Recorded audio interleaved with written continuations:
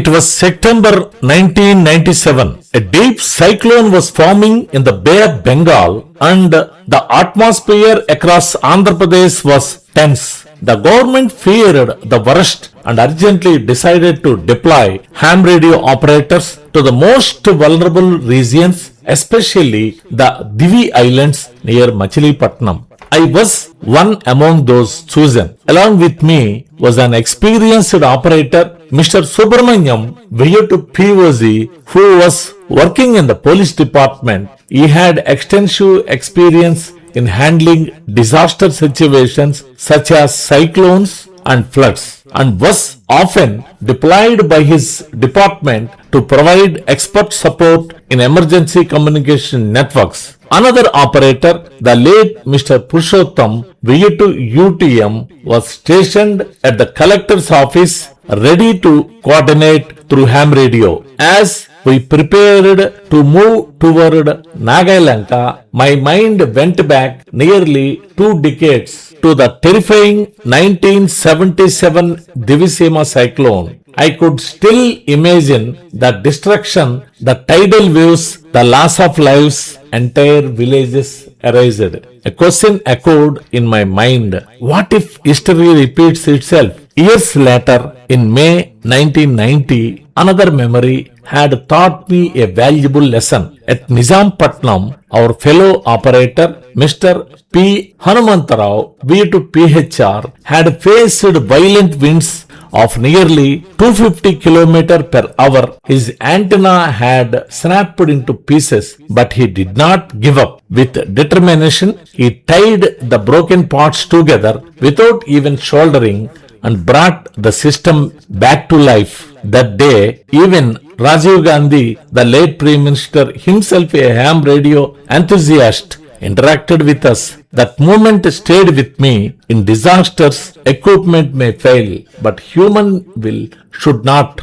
Soon on that night in 1997, I made a decision that others did not immediately understand. At around 10 p.m., I dismantled my antenna and carefully packed it into a suitcase. It looked like I was shutting down, but in reality, I was preparing for the most critical moment, because I knew when the cyclone hits with full force, no antenna can survive winds of 200 to 250 km per hour. But once the storm passes, communication becomes the lifeline. The winds picked up, the rain intensified, the night grew heavier, and then silence. No signals went out from our station. At the same time, officials and the media, including Doordarshan, were watching the situation closely. But when they could not contact us, they became worried and assumed something had gone wrong. They assumed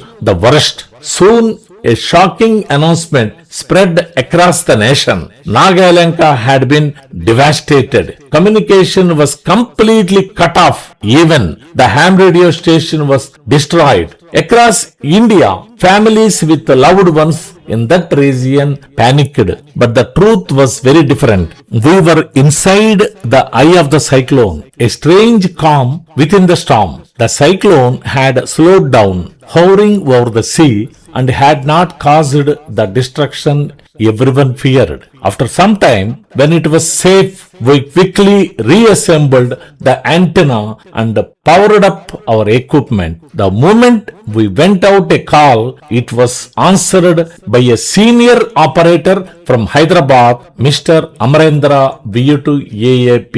He asked anxiously, "What is your situation?" We replied calmly, "Everything is safe, no major damage." There was a pause and then relief. Amarendra Garu immediately tried to inform Doordarshan, but it was too late. Their final news bulletin had already been aired. No further updates were possible, but he did not stop. He reached out to private channels like Gemini TV.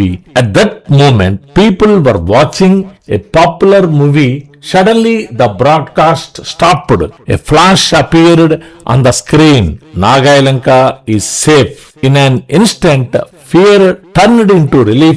Thousands of families across the state breathed easy again. The next morning brought even more clarity.